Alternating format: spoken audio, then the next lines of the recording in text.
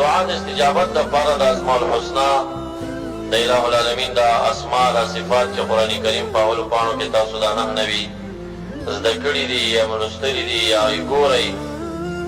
دا هم ډېرې ښې طریقې د استجابت د دعا دي چې سړی دغه یو اسم راواخلي همدغه اسم ته آواز کوي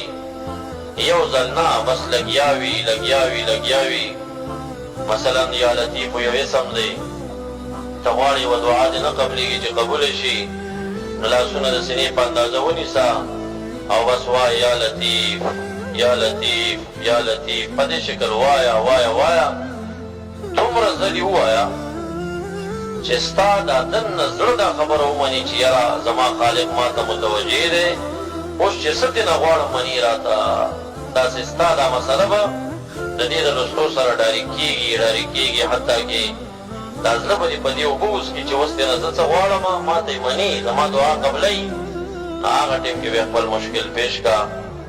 ستا مشکل به الہ العالمین حل کړي